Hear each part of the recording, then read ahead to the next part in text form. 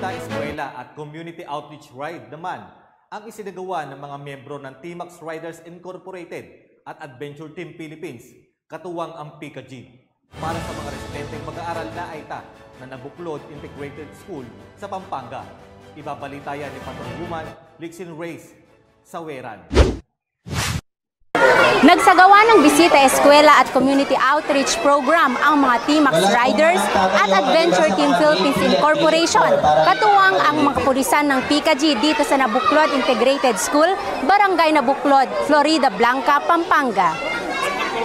Sa isang masaya at organisadong pagtitipon, ipinaabot ng mga organisasyon ang mga pangunahing pangangailangan ng mga mag-aaral na katutubong AITA ng naturang lugar. Nagsimula ang aktibidad sa pagbibigay kaalaman patungkol sa waste management at iba pa sa tulong ng mga tauhan ng Police Community Affairs and Development Group para sa bawat baitang sa kanilang mga silid-aralan bago ang pamamahagi o ng gift-giving.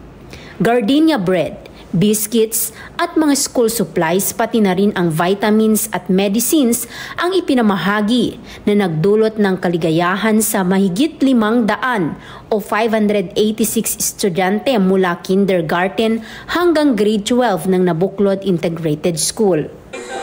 This is the first time na magkakaroon kami ng partnership with PICA-G. Okay. Ang kagandahan po dito, nagtiwala po si General Arcangel na magkaroon kami ng collaboration to give charity dito sa Nabuklod Integrated School. So, I think this will be the first of 5 years na gagawin namin with PICA-G. So, kami po yung nag-organize nito along with Adventure Team Philippines. Sister club po kami dalawa. So, let me assure you, next year we will still be here. Taon-taon namin gagawin ito for the next 5 years. We're so happy to be invited here to go to this place, visit the community here, and donate hand in hand with the PNP and other motorcycle clubs. We're looking for events like this na we can share our blessings.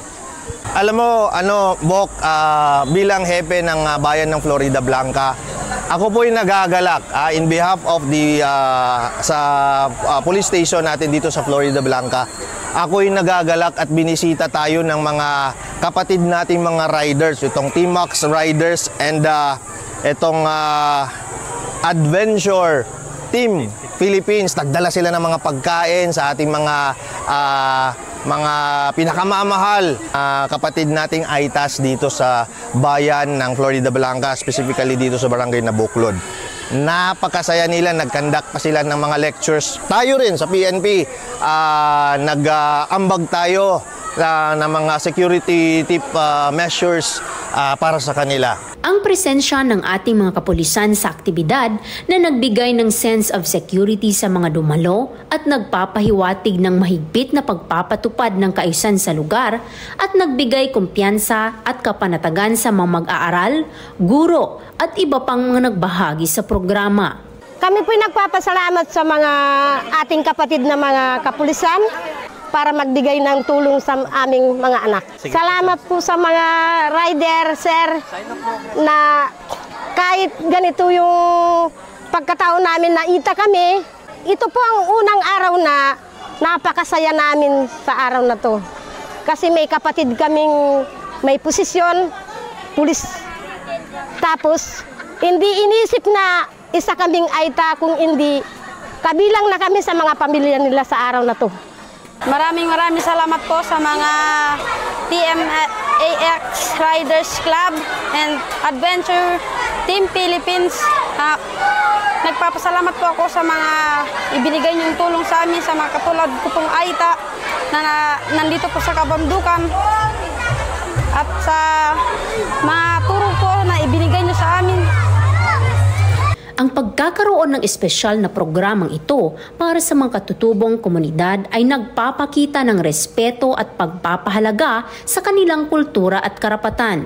Sa pangyayaring ito, patuloy ang pag-asa at pagmamalasakit ng mga organisasyon at mga individual na tumutulong sa pagpapalaganap ng edukasyon na tumutugon sa mga adhikain ng ating Chief PNP at ng ating Pangulong Bongbong Marcos na may layuning magkaroon ng inclusive development at pag-unlad para sa lahat ng sektor ng lipunan na nagbibigay ng konkretong halimbawa ng pagtutulungan at pagkakaisa para sa kapakanan ng bawat mamamayan.